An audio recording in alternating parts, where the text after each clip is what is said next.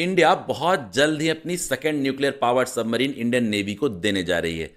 आइए बहुत ही आसान भाषा में समझते हैं, बिल्कुल दोस्तों वाली भाषा में, कि यह काम कैसे करती है।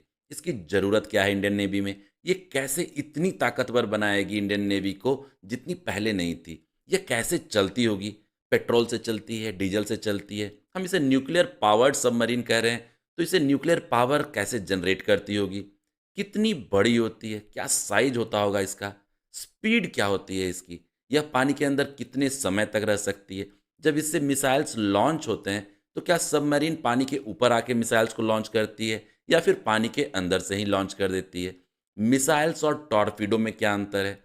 जब वॉरशिप्स हैं तो न्यूक्लियर पावर्ड सबमरीन की क्या ज़रूरत है। न्यूक्लियर मिसाइल्स तो वॉरशिप भी लॉन्च कर सकता है।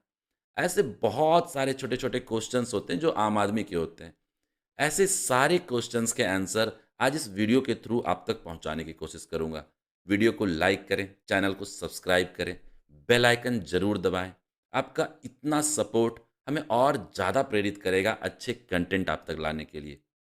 पहले बात करते हैं आईएनएस अरिहंत की साइज़ क्या है। इसकी लंबाई 112 मीटर है। बीम जिसका मतलब चौड़ाई होता है वो 11 मीटर है। और ड्राफ्ट जिसका मतलब गहराई होता है वो 9.5 मीटर है। अब समझते हैं कि सबमरीन को पावर कैसे मिलती है। ये न्यूक्लियर पावर्ड सबमरीन है। पेट्रोल डीजल का इसमें इस्तेमाल नहीं होता। तो इसके लिए न्यूक्लियर रिएक्टर की ज़रूरत होती है। उस न्यूक्लियर रिएक्टर को कहते हैं PWR, प्रेशराइज्ड वाटर रिएक्टर। ये रिएक्टर लाइट वाटर को एज ए कूलेंट यूज़ करता है। न्यूट्रॉन मॉडरेटर से ये बिजली उत्पन्न करता है। इसी बिजली का इस्तेमाल सबमरीन करता है। ये रिएक्टर फ्यूल से हीट एनर्जी प्रोड्यूस करता है और उसे इलेक्ट्रिकल एनर्जी में कन्वर्ट कर देता है। और इसी इलेक्ट्रिकल एनर्जी को ये सबमरीन यूज़ करता है। INS Arihant 83 megawatt pressurised light water reactor use करता है। अब समझते हैं कि जब हमारे पास वॉरशिप्स हैं तो न्यूक्लियर सबमरीन की क्या ज़रूरत है।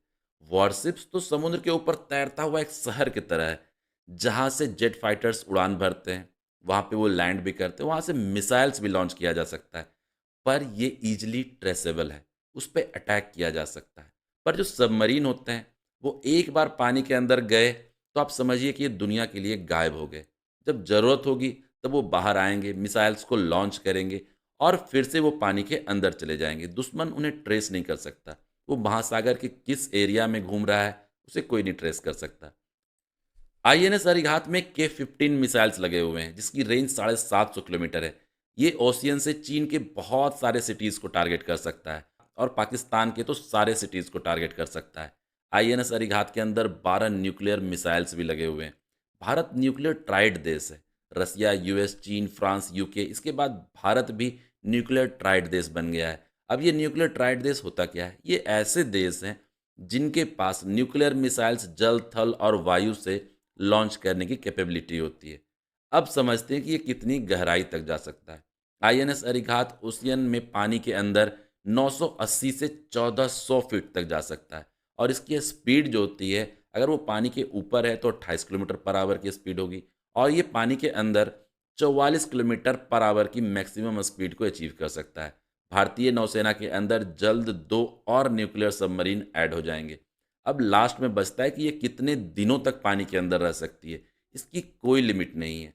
आप इसके जो क्रू मेंबर्स हैं, ये जितने दिनों के रसद या फिर ज़रूरत के सामान लेके अंदर गए हैं, उतने दिनों तक ये रह सकता है। क्योंकि ये न्यूक्लियर पावर्ड है, उसे रिफ्यूल करने के लिए बार-बार बाहर आने की ज़रूरत ही नहीं है।